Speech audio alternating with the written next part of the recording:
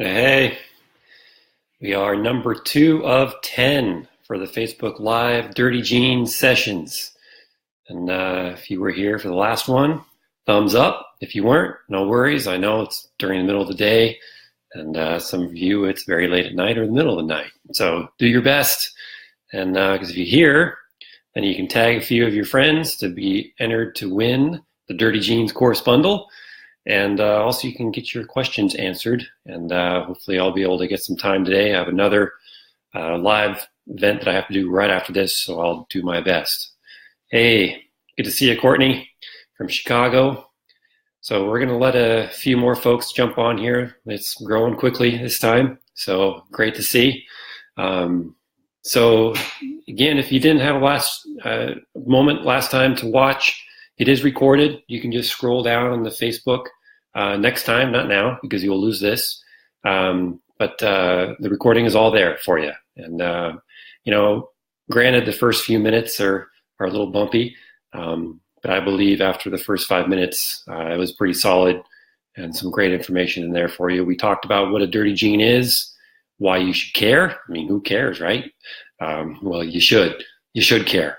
And what you should do about it and ways that you can see if they're dirty or not.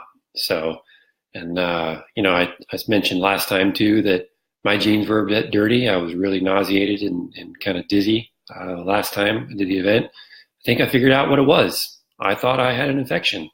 No, not an infection. I have really dirty genes. My genes for liver are pretty significant. So my liver was a bit heavier burdened yesterday and the day before. And what happened is I went to a juice bar, and I knew I shouldn't have done it, but I got a peanut butter, chocolate, banana, histamine bomb smoothie. And I told you, sometimes you just do it, right? And I knew better. And so I had this thing, and I didn't have any histamine reactions because I take histamine lowering probiotics, and I deal with that really well. But I saw how much peanut butter she was putting in that thing, and I was like, oh my goodness. Well, it really congested my liver. So I took some liver support, ate some beets my wife made me this morning, and I had beets for breakfast. How about that? Sometimes you got to, right? So yeah, I got my jeans dirty and I cleaned them up. Man, I'm feeling good again. So, but yeah, it was pretty weird walking around very nauseated and dizzy. It was like, what the heck? So recap dirty genes. I don't want to spend too much time on it, but basically it can be a gene that you're born with, meaning that you have increased susceptibility to, say, like I had yesterday, a clogged liver. Or a dirty gene could be something where your genes are totally fine, but it could be something like I had yesterday where somebody gave me like 3 humongous ice cream scoops of peanut butter in a single smoothie. Yeah, that's what she did. Seriously. And I think that would congest anyone's gallbladder and liver. So yeah, it took some cleaning up. So that's the concept of dirty genes. But the good thing is I clean it up, and I clean it up through diet. And I pretty much fasted yesterday, and I had liver supportive foods today. So that's it. That's Ben's dirty genes recap for you. So today we are talking about MTHFR, the methylation master. It's the gene I started with, and I thought everybody had an MTHFR problem to some extent. So I have a whole website that you've probably seen about it. It's maybe how you found me in the first place, mthfr.net. And yeah, it's a bit old, a bit dated, but it's still got some fantastic information in there. Comments are really informative. But that's the first gene I started studying. But then I quickly learned that some people did well from methylated nutrients, others didn't, and I had to discover what other genes to hit. So that's got me onto the whole Pandora's box of looking at the other Super 7.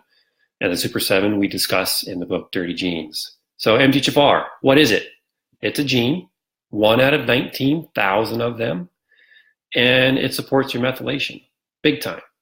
It makes bodies methylfolate, and methylfolate comprises of over 80% of your folate in circulation. Yes, you heard that right.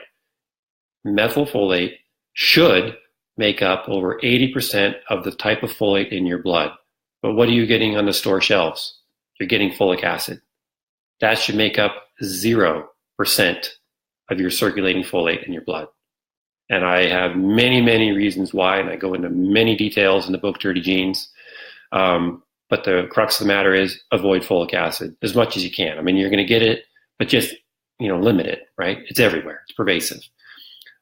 So it makes methylfolate, but you can get methylfolate from what? What do you think you can get methylfolate from? Tell me here. Hey, Ann, from Southwest Florida. I hope you're doing well. That place was hit pretty hard. So let's see. What do you think? Leafy greens, Enza, nailed it. Leafy green vegetables. Okay, this I don't talk about much because I'm not a fan of it, but what else do you think could be high in methylfolate? What else do you think can be high in methylfolate? Hey, Robin, Northern New York, it's a place I want to hit. Beautiful. Marna, you're right, leafy greens. What else? What other food group that most people don't eat that our ancestors used to eat a lot? What do you think it is? Strawberries? I don't think strawberries have too much folate. Folate comes from foliage, right? Folate, foliage. Strawberries might have some, but probably not much. Grains, yeah, some for sure. Christine, you nailed it. Liver. Christine Knapp Phillips, you hit it right on the head. Mackenzie, you too. Liver, that's it. You got it. Liver, that's actually where they isolated folate in the first place. They found folate in liver, and I'm not a fan of it, and I don't like the smell of it either. My wife will cook it, and it makes her feel great. I've had it once or twice, and sometimes it's okay to eat. Other times, man, it's bad. But get it free range. Yeah, Michelle, I hear you. Yuck. Yeah, don't kiss your significant other when they eat liver, right? So, and another thing before we get going here too much, I want to really, really encourage you to enter to win, no purchase necessary, to win the Dirty Genes bundle. How do you do that? You share this to your page, right, to your own wall. You tag 3 of your friends who could most benefit from this, okay? We want people who are interested in this. We want people who can benefit from it. And maybe you got some skeptic friends that you want to, put this in their face and say, hey, you got to listen to this guy. He's got some good information, and yeah, he might have some wrong stuff too, but if it's wrong, I will hopefully correct it later. I'm not always right. So tag 3 friends, share it to your wall, and give a comment below that you've done this, and we will announce the winners next time. So that said, I have 2 winners. Carol Green, are you with us today? There you are. Carol, you won. You got the Dirty Genes bundle. And Rose, who else? She randomly picked these, by the way. Shelly Meyer, excuse me if I'm wrong here, Shelly Meyer Ganger, you also won. And you have a chance for next time, and you got 8 more Dirty Genes Facebook Live sessions to enter to win. So I said, 1 or 2, so we got 2. I want you guys to get this great information. So you just won the Dirty Genes bundles. The link is above of what that offers. Basically, it's the book Dirty Genes, and it's a course of the Dirty Genes, which discusses air, food, water, shelter, and the environment, which is very, very important. And we also provide the Where to Start course, and you get a coupon off for 15% over at seekinghealth.com as well, which basically pays for itself. Well, you got it for free, so now you're making money. So let's get some questions here. Any questions about MTHFR before I keep going in here? Susie, what about chopped liver, or is that too corrupted? I don't think, I don't know. I'm not a folate or a chopped liver connoisseur in terms of that, but I do know the more you cook your folate, the more you destroy it, but you still get quite a bit of it left when you cook it. So raw leafy greens are great, but some people's digestive systems are too weak, right? You can't handle it. So you can steam your vegetables and you still get a lot of folate from that. You can also boil them in soups.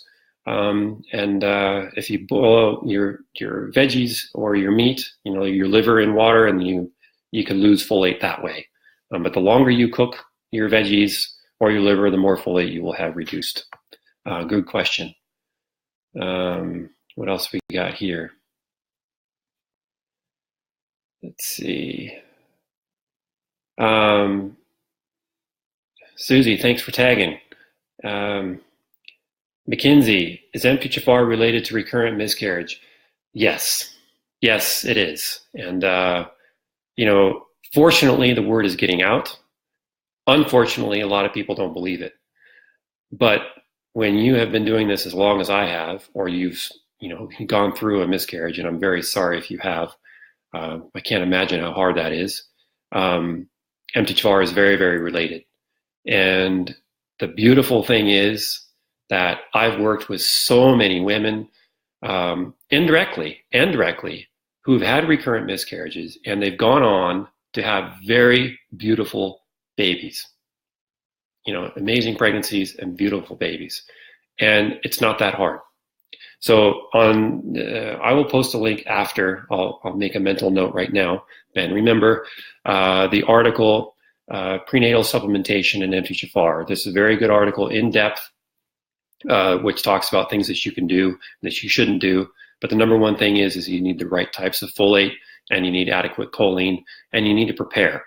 Pregnancy, what is pregnancy? Pregnancy, well, yeah, pregnancy is obviously when you're growing a beautiful baby, but you're not doing just that. You're also supporting your own immediate health, and you're growing an entirely new organ, the placenta. And you're also developing your grandchildren. So it's not just a baby. It's your baby, it's your grandkids, it's you, and it's your placenta. 4 major things. So I ask you, what's in your prenatal and what's not? Folic acid should not be in there. So yes, MTHFR is absolutely related to recurrent miscarriage. And why does MTHFR affect the gallbladder so much? Dawn, that's a fantastic question, because as I just mentioned, my gallbladder was seriously affected from that lady making my smoothie the other day and put 3 heaping scoops of peanut butter in there. That's a huge amount. So methylation supports many, many things. And one of them is phosphatidylcholine. And phosphatidylcholine is made by one of the super 7 genes, which we'll be discussing, not next time, but coming up soon, PEMT, so I don't want to spend too much time on it. But MTHFR is related to liver issues because MTHFR is a methylation master. And since it's a methylation master and the liver uses up to 85% of your methylation, yes, over 80% of your methylation is used up by your liver. And phosphatidylcholine is the compound which also uses up a ton of your methylation.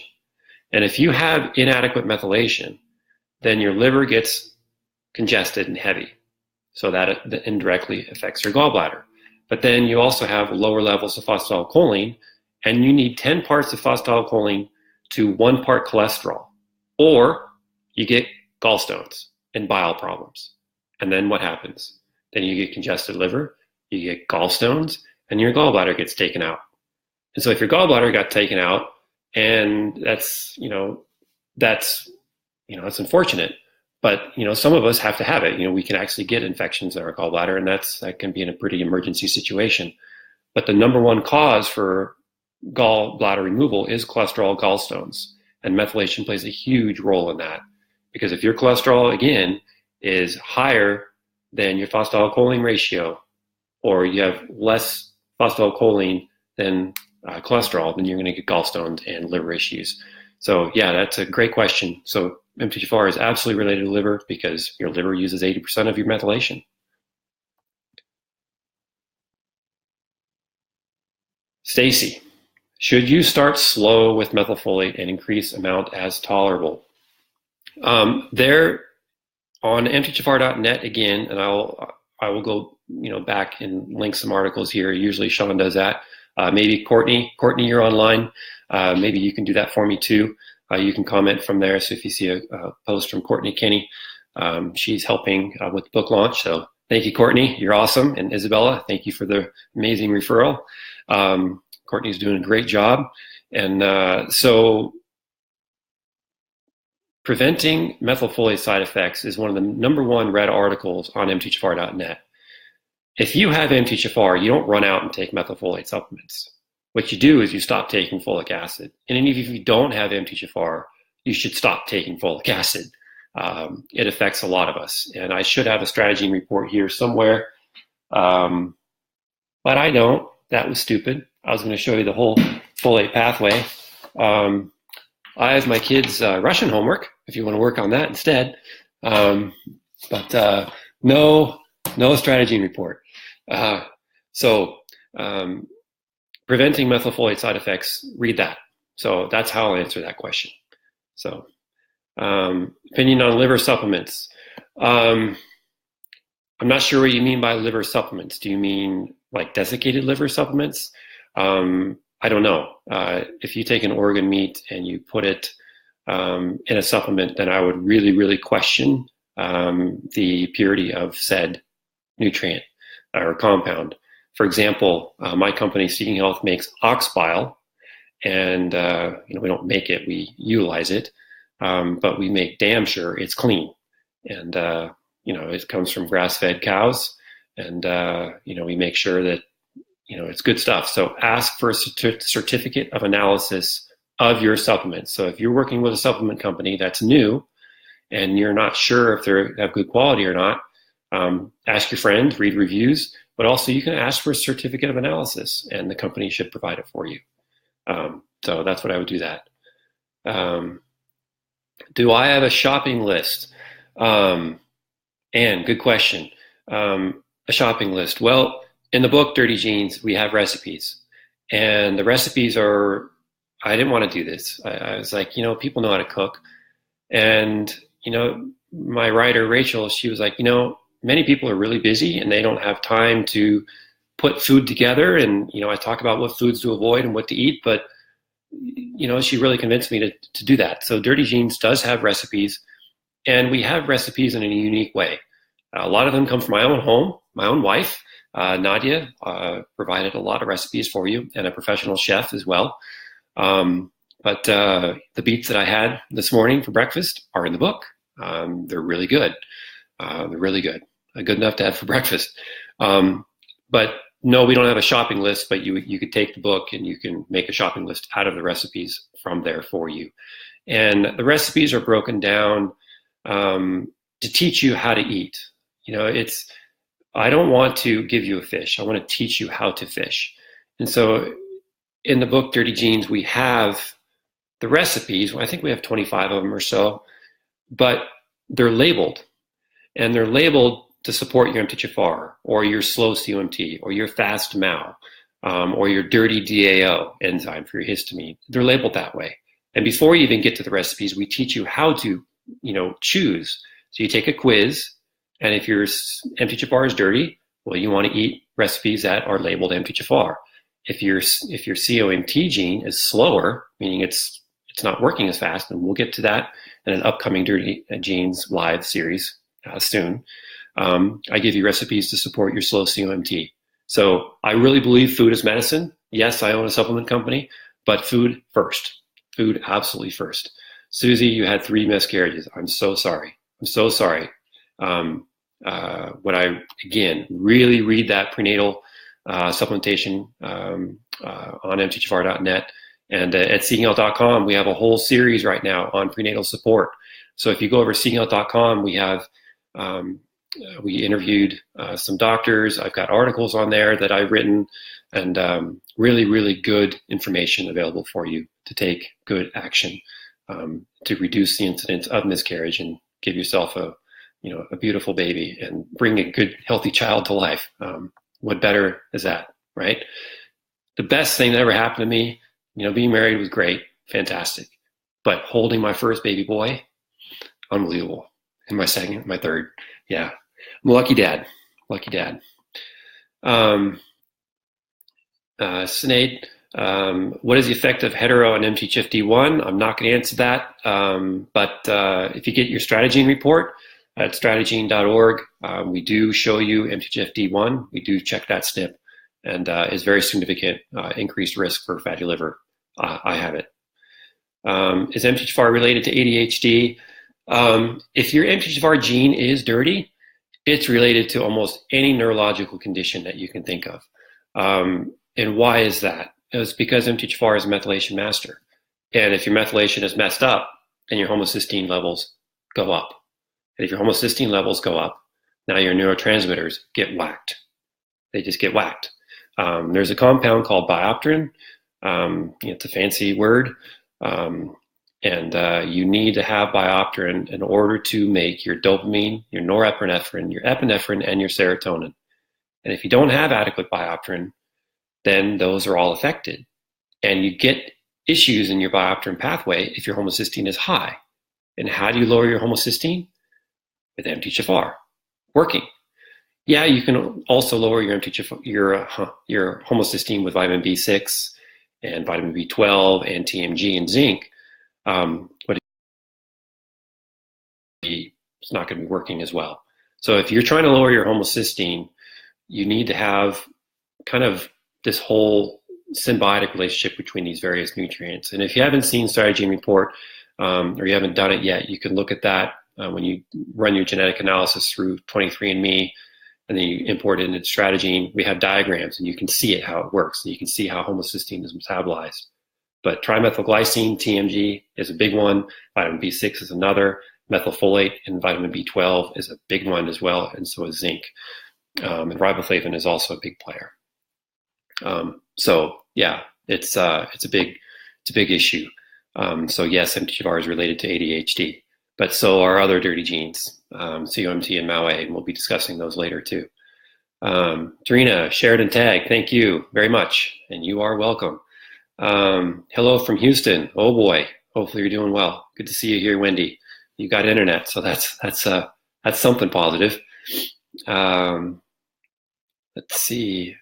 Anita, you had one amazing son, but couldn't get pregnant again and didn't know why until I ran the 23andMe MTHFR. Yeah, MTHFR is a big one for pregnancy. It's not the only one. There's factor V Laden, there's NOS3, there's glutathione. All these, big players. PEMT, these are big players too. Part of the Super 7 we discuss here too. But my next book is, I put my fist down, pregnancy. My next book is going to be discussing pregnancy. What can we do to clean up the dirty genes in the man and woman? It takes two in order to have the best baby we can have. I mean, come on, we should be liking this and loving this, right? I mean, come on, show me the love here. Pregnancy is huge. What better way can you support and optimize lives than an unborn child? If you give an unborn child clean genes, you set them up for an entire life. That's a beautiful thing. There it is. Awesome. Yeah, so pregnancy is the next book I'm going to be doing. And it's not going to be a huge book. It'll be pretty simple. It's got a lot of great information. So let's talk about some really, really important nutrients for MTHFR. Okay, we talked about leafy greens. We talked about liver. God, I love seeing all these hearts still coming. That's awesome. Yeah, to the unborn children.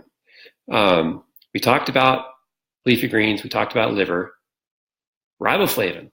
Riboflavin is not often mentioned, but without riboflavin, your MTHFR gene isn't working very well. Why is that?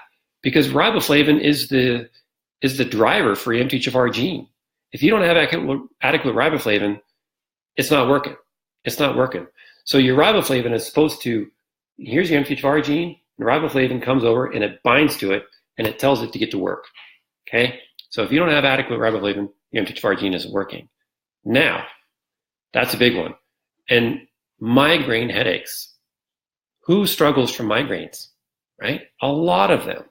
There's a lot of research in the National Library of Medicine that discusses the connection between MTHFR and migraine headaches, especially migraines with aura. But I say, you know what? It doesn't have to be linked to migraine with aura. What is a common nutrient utilized in high amounts for migraines? Riboflavin. Yes. So if you haven't tried 400 milligrams of riboflavin, very inexpensive.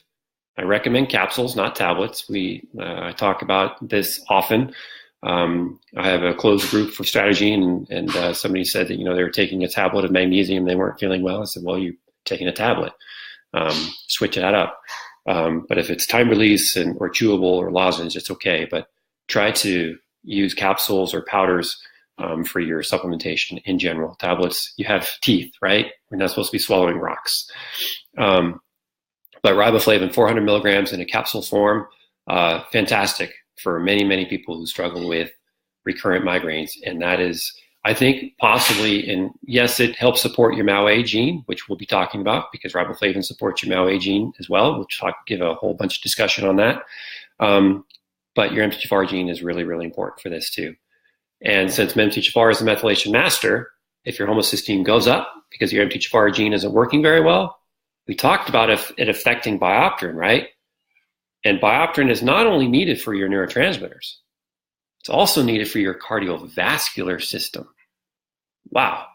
So one gene is affecting your neurotransmission and your cardiovascular system, and 200 other genes in your methylation system. So it's a big, big player.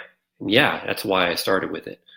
And that's why it's one of the first chapters in Dirty Genes, because you have to understand the magnitude of how important this gene is. No, it doesn't contribute to disease. No, it doesn't cause death unless you have a very, very severe form. But it really increases your susceptibility to disease. And I want to know, and I want you to know, what increases your susceptibility to disease. If you have increased risk for miscarriage, don't you want to know that? If you have increased risk for being depressed or anxious or bipolar or schizophrenic or having a heart attack or stroke or migraines or autism or itchy skin or psoriasis, don't you want to know that? I would, and I do. And you're here, so you do as well, which is awesome. So that's the whole point of Dirty Genes. It pinpoints and identifies susceptibilities, and it gives you actionable ways to see if you have them right now and then how to clean them up. That's it. That's what it does. So I rather prevent than treat, right? That's the beautiful thing. So MTHFR, you support it with riboflavin, leafy green vegetables, liver, okay? Now, riboflavin, you can just go out and take any nutrient, vitamin B2, riboflavin, capsule form, preferred, powder, but I've never seen it in powder form. But what happens if you take it and you say, you know what, it didn't work? Dr. Lynch is full of crap, didn't do anything for me. Well, you could be hypothyroid. You could be hypothyroid. And hypothyroidism is talked about a lot. So Isabella Wentz she wrote a great book, and she had a great documentary, Thyroid Secret. And in her book, Hashimoto's Protocol, she really digs down and gives you a lot of actionable information here to take care of it. But what you should know about is your active thyroid hormones, which takes your riboflavin and it makes it active. So you swallow the supplement and you think you're supporting MTHFR, but first your thyroid hormone has to activate that riboflavin. Yes. There is no active riboflavin in a supplement bottle. Your thyroid hormone is doing it for you. You can take the most active form of riboflavin as riboflavin 5-phosphate to, increase your odds. But riboflavin hydrochloride, the cheaper form, is also really, really good. But if your thyroid gland is not working very well, then neither is your MTHFR gene. And on YouTube, Courtney, if you can pop this in here too, there is a video called, it's done by me and Dr. Alan Christensen. But we did this video on MTHFR and thyroid, and they're linked. They're absolutely linked. So hyperthyroidism can increase your homocysteine. Hypothyroidism can increase your risk for headaches. So it's if you're hypothyroid, your methylation is lacking the master, the MTHFR. So that's an issue. And many, many, many of us are hypothyroid. And so I think that's a lot has to do with the environment and the stress that we're doing. I never treated the thyroid gland directly. Well, that's not true. I mean, I have, but very, very rarely. I usually go after the adrenals and the environment and the basics in life. And then I usually had pretty damn good success with it. So support the adrenals, the environment, and your thyroid will get better. So those are the main ways to support your MTHFR gene. Making sure your thyroid is working well, that you're getting adequate riboflavin, that you're eating your leafy greens, you're getting some amazing liver, who not many of us like. There's this weird group of people who eat paleo, there's quite a few of them out there. And, I will caution you, though, with paleo. If you feel tired and brain fog from that, it could be too much ammonia for you. You can supplement your way out of too much ammonia because protein contains a lot of nitrogen. And that nitrogen's got to go somewhere, get peed out. But that's alpha-ketoglutarate can help, ornithine can help, also lowering your protein intake. And I have recipes in there that talk about that too in Dirty Genes, because if you're struggling with a slow COMT or slow MAOA, then you want to have lower protein. And I'll get into details more on that later. So again, if you joined here, because we got a lot of people on right now, welcome. This is the second out of, I think, 10 series that we're doing, and we're discussing basically each of the Super 7 genes that we're discussing in the book, Dirty Genes. But if you just got here, like, comment, share, and tag 3 of your friends who could greatly benefit from this, and because there's a lot of people who could benefit from this information. So when we announce randomly 2 winners next time for the Dirty Genes course bundle. And this is getting rave reviews from the people who are already doing it, because we have a Dirty Genes Facebook group that you're invited to. After you complete some of the modules, you don't just walk in and and join the Facebook group without doing some of your homework first. Because who wants to join a Facebook group where nobody's done their homework and they're asking the same questions over and over again? Well, we make people do their homework before they join the group. So, but yeah, you get invited to this Dirty Genes group where I answer your questions personally, and people who are getting knowledge and share it with you as well and their experiences. So it's a fabulous thing, and it's pretty damn affordable. So, but it's very affordable if you win it by tagging 3 friends, sharing it, commenting below, and giving a thumbs up. So thank you for support. So let's get back to some questions. Stacy, I'm glad you're loving it. Great last name, by the way. Enza, is there a better test than 23andMe? Ooh, that's a loaded question. At the moment, well, I mean, you could do whole genome, through various tests, but they're expensive. They're probably, $1,200 to $1,500. Genos Research does it, but they only look at the exome. They don't look at the regulatory sites of the genes. Yeah, they say they don't look at the regulatory sites genes because that's where most of the SNPs are in the exome. But PEMT is a pretty big player. It's one of the Super 7 genes. COMT is also, there's some SNPs, key ones in the regulatory region. So I think the regulatory region is really important. So right now, 23andMe is pretty much what we've got. Ancestry.com has got some stuff, but they're lacking too. So since they're both lacking, I, am making my own DNA chip. I didn't want to do this. I wanted to rely on other genetic testing companies out there.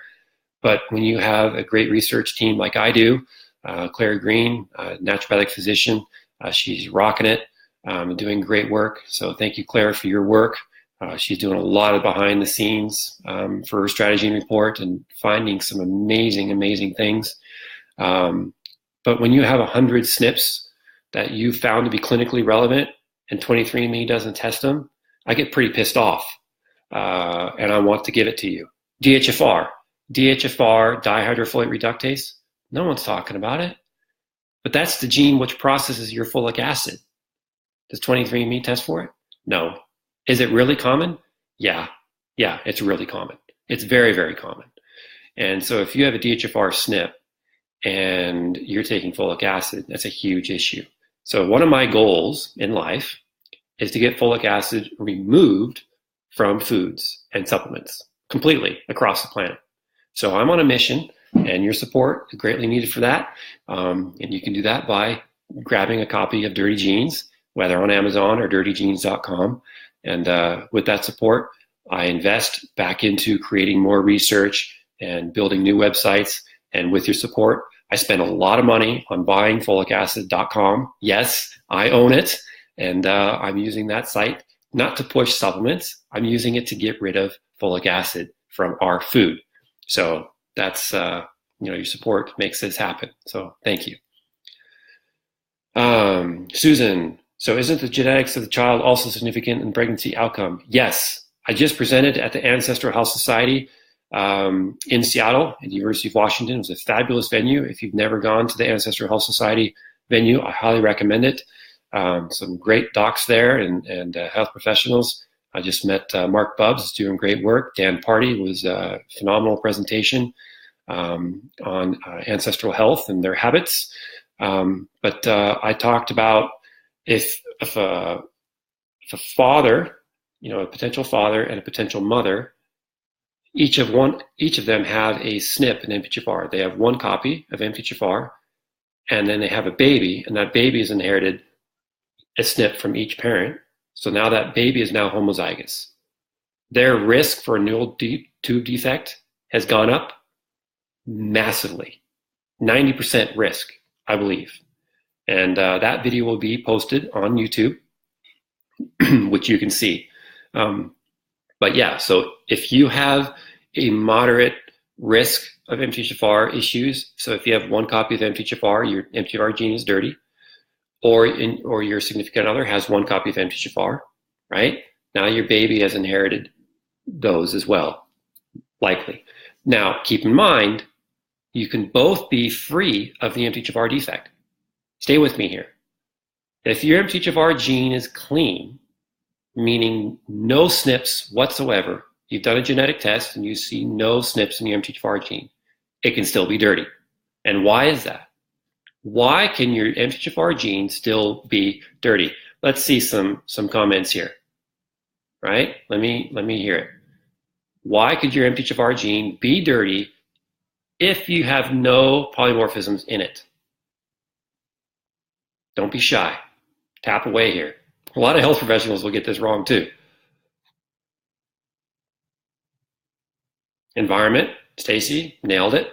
Okay, so let's get specific. Diet, lifestyle, chemicals. You guys are all getting it. You're all hitting it for sure. All right, folic acid will make your MTHFR gene dirty. Hypothyroid will make your gene MTHFR dirty.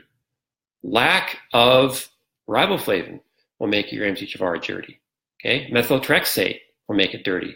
Anti-seizure meds, 5-FU, all these things will make your MTHFR gene dirty.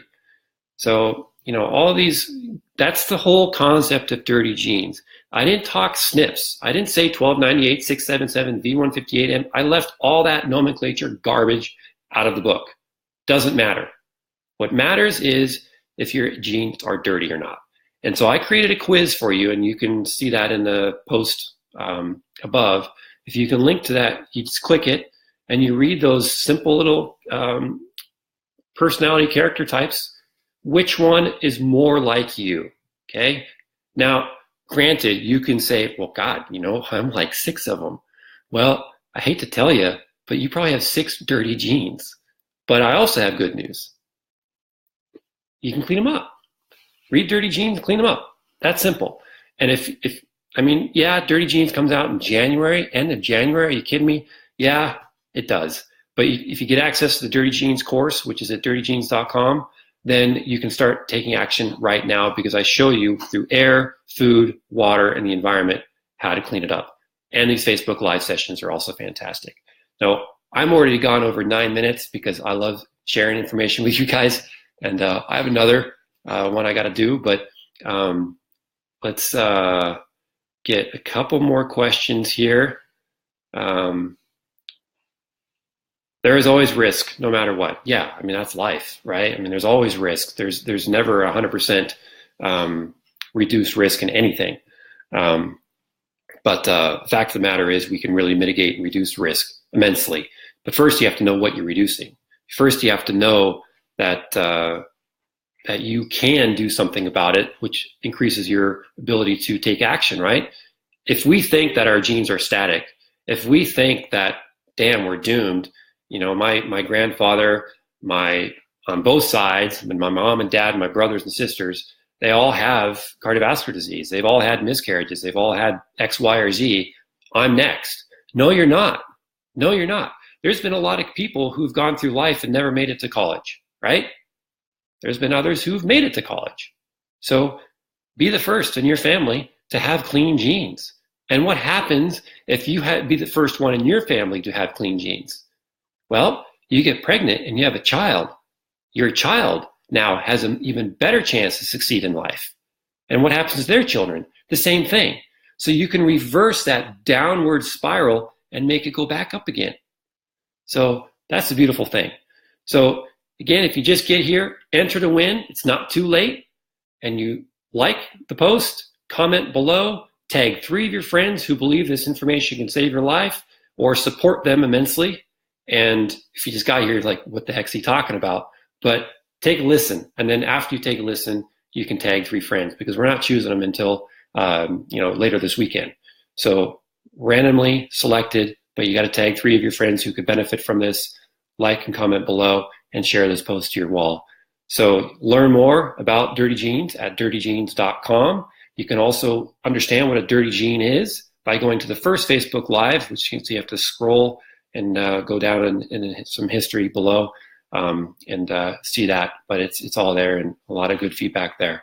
But congratulations to Carol Green and Shelly Meyer-Ganger for winning the Dirty Genes bundle. So I look forward to 2 more winners for next time. And next time, what gene do you think we're going to hit?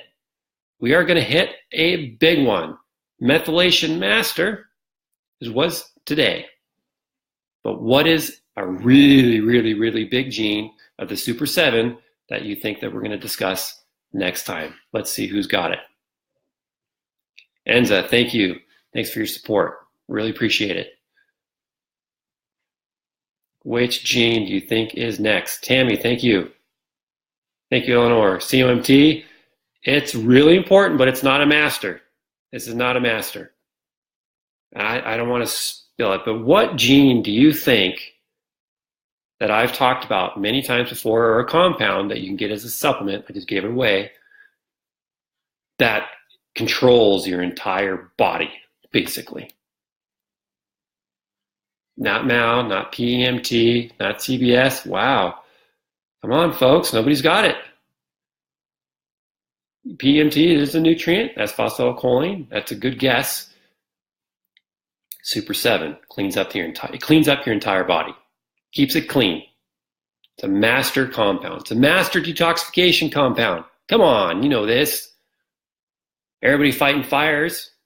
Everybody breathing smoke. I talked about it. So if you're inhaling smoke, what did I mention that you should support with? There it is. Carol, got it. Carol Norman, glutathione. Right on. So we are talking about the GST gene next time. So tune in next time. It'll probably be Tuesday of next week. I'll post a banner as well. But Tuesday of next week, we'll be discussing glutathione, the GST gene, and the GPX gene. So I'll give you a little glimpse into it. Gray hair, early onset of gray hair, glutathione deficiency, right? I'm 43, I'm getting old, you know, I've got some gray hair, I can't really show you, but not too bad, not too bad. So I take my glutathione, so I practice what I preach, all right? So, and thank you for tuning in. I will see you next time. Learn more again at dirtygenes.com. Pre-order your copy today. I'm super excited also that Dirty Genes is the #1 new release on Amazon in biochemistry and in the immune system section. So that's due to you and your support. So thank you very much, and I'll see you next time. And remember, tag 3 friends, like and share to enter to win Dirty Genes course bundle, which is pretty kick butt. So see you. Bye-bye.